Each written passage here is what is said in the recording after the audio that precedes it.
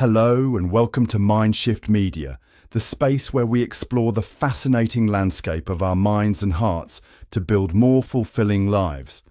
I'm your host, Teodor. Have you ever felt like you were finally making progress? Maybe feeling less anxious, processing a past hurt, or building a healthier habit, only to suddenly feel like you've slid backward? Maybe an old feeling resurfaces. A difficult situation triggers you unexpectedly, or you just wake up one day feeling stuck again. You think, I thought I was past this. Why is this happening? Am I failing? If that resonates with you, you are absolutely not alone. In fact, you're experiencing something incredibly human. Today, we're diving deep into a concept that can bring so much relief and understanding to our personal growth journeys. The truth that healing isn't linear. We live in a culture that often celebrates linear progress. Think about it. Climbing the career ladder step by step, achieving fitness goals with a steady upward graph, learning a skill predictably. We see highlight reels on social media showing triumphant before and after, implying a smooth, uninterrupted journey from point A to point B. So naturally, we often apply this same expectation to our emotional and mental well-being. We expect that once we start healing, it should be a straight path upwards, away from the pain and towards perpetual peace or happiness. But here's the reality check, delivered with compassion. Emotional healing rarely, if ever, works that way. It's often messy, unpredictable, and involves revisiting things we thought we'd left behind. Trying to force our healing into a neat, straight line is like trying to force a river to flow uphill. It goes against its very nature, and it leads to immense frustration and self-criticism. Today, we're going to dismantle that myth and embrace a more realistic, compassionate, and ultimately more effective understanding of what it truly means to move forward. So, where does this expectation of linear healing even come from? As I mentioned, part of it is societal conditioning. We love clear narratives, simple solutions, and measurable progress. We're marketed quick fixes for everything, from weight loss to happiness. This feeds into the idea that emotional pain is something to be quickly overcome and left permanently behind. Think about how we often talk about healing. We say things like getting over it or moving on, which imply leaving something completely in the past, like crossing a finish line. While the intention is often positive, this language can inadvertently reinforce the idea that any look back, any resurgence of old feelings is a sign of failure. Another factor is our own desire for control and predictability. Facing emotional pain is inherently vulnerable. It makes sense that we'd want the process of addressing it to feel safe, structured, and predictable. We want a roadmap with clear milestones. When the path feels confusing or we seem to be going in circles, it can feel destabilizing, triggering feelings of inadequacy or hopelessness. We might think, if I were doing this right, it wouldn't feel this hard or confusing. Furthermore, when we do experience periods of significant progress, those moments of clarity, peace, or strength, they feel so good. It's natural to want to hold on to that feeling forever and to interpret any dip as a sign that we've lost it, that the progress wasn't real. We forget that even in nature, growth isn't constant. Trees don't just shoot straight up. They pause, they weather storms, they sometimes lose branches, but their roots grow deeper all the while.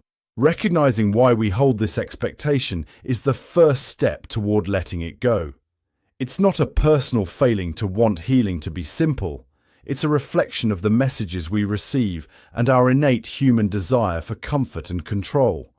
But understanding this allows us to gently challenge that expectation and open ourselves up to the reality of the healing path. If healing isn't a straight line, then what is it like? Let's explore a couple of powerful metaphors that can help us visualize and normalize this non-linear journey. These aren't just pretty images. They can genuinely shift our perspective and reduce self-blame. The first metaphor is healing like waves. Imagine yourself standing on a beach. Some days the ocean is calm, the waves gently lap at your feet, and you feel peaceful and grounded. These are the times when you feel strong, capable, and clear. You might think, yes, I've made it. The storm has passed. But then, other days, maybe unexpectedly, a bigger wave rolls in.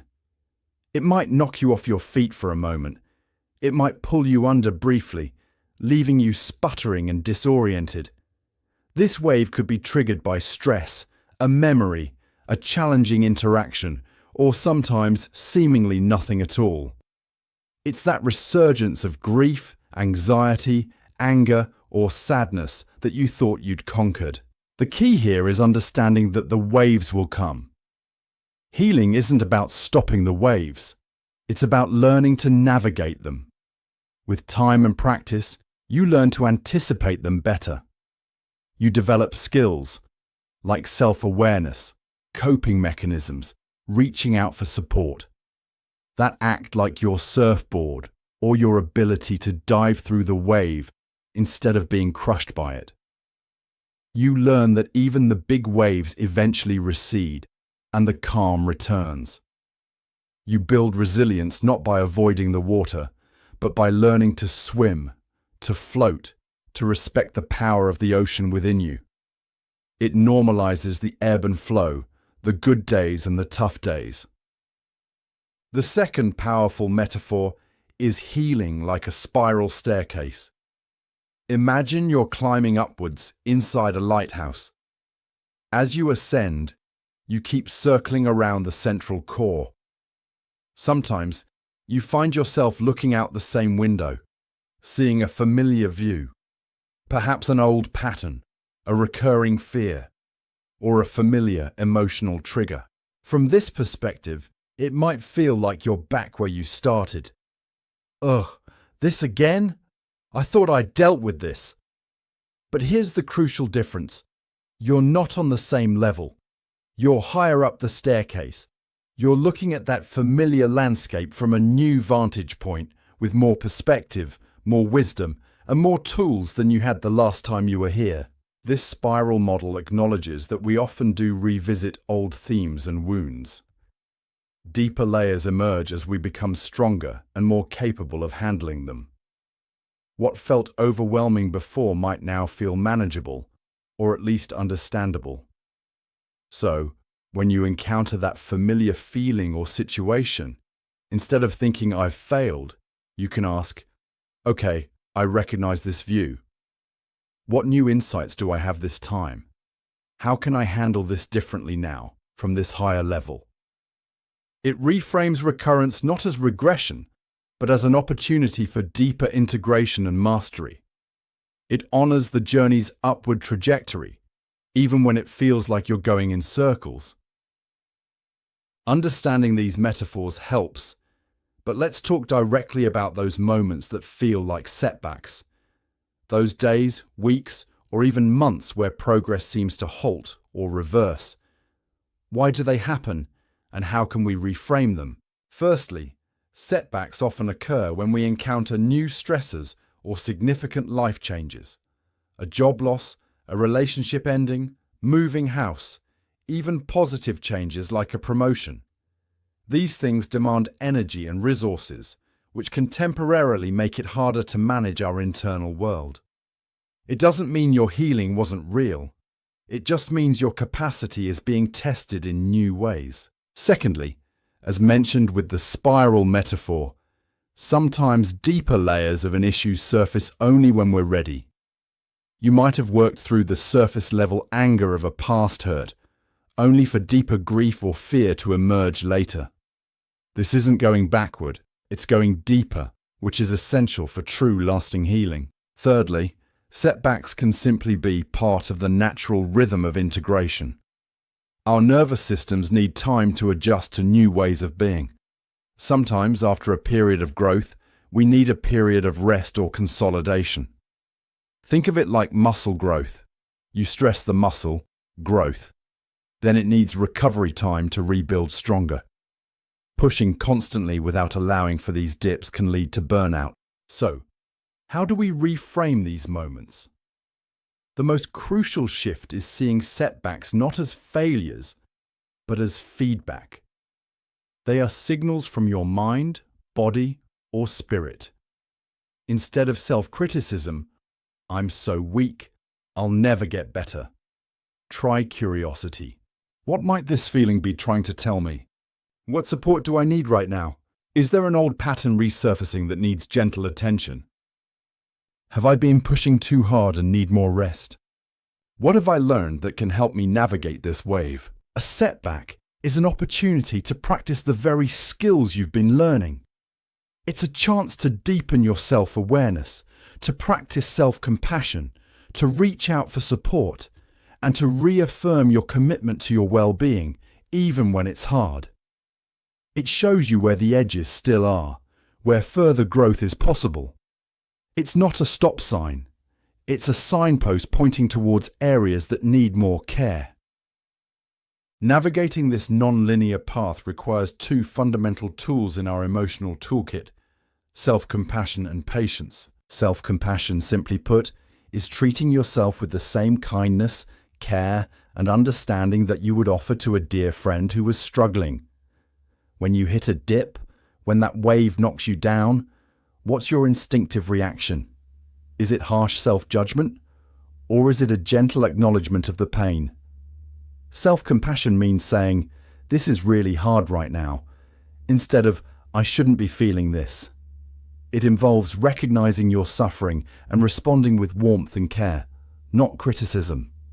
It's whispering to yourself, "It's okay, you're human." Healing takes time. How can you practice this? Mindful self-talk. Catch the inner critic and consciously replace harsh thoughts with kinder, more realistic ones. Comforting touch. Placing a hand on your heart or giving yourself a gentle hug can activate the body's calming response. Acknowledge shared humanity. Remind yourself that struggle is part of the human experience. You are not alone in feeling this way. The second tool is patience. Patience isn't passive resignation. It's an active trust in the process and in your own resilience. It's understanding that deep change takes time, often much longer than we'd like. It's resisting the urge to rush or force things. Patience allows you to weather the storms without abandoning ship. It's honoring your own unique pace. Practicing patience involves celebrating small wins. Acknowledge and appreciate any progress, no matter how small it seems. Did you handle a trigger slightly better than last time? Did you practice self-care even when you didn't feel like it?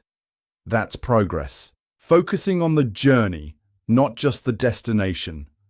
Find meaning and learning in the process itself, not just waiting for some hypothetical future state of healed. Setting realistic expectations. Let go of the pressure to be perfectly healed by a certain date. Allow healing to unfold organically. When you combine self-compassion and patience, you create a supportive inner environment where true healing can actually happen, dips, spirals, and all. So, let's bring it all together. The journey of emotional healing, of moving forward after pain or difficulty, is rarely a straight line. It's more like navigating waves or climbing a spiral staircase.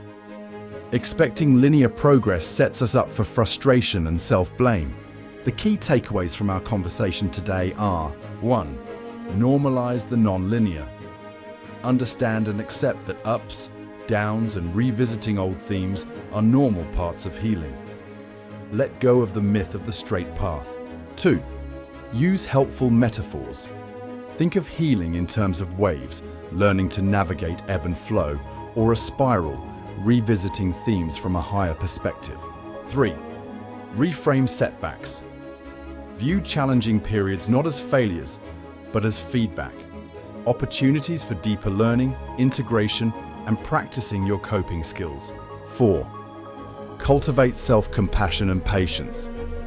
Treat yourself with kindness, especially during difficult times, and trust the timing of your unique journey. Embracing this non-linear reality isn't about giving up on progress.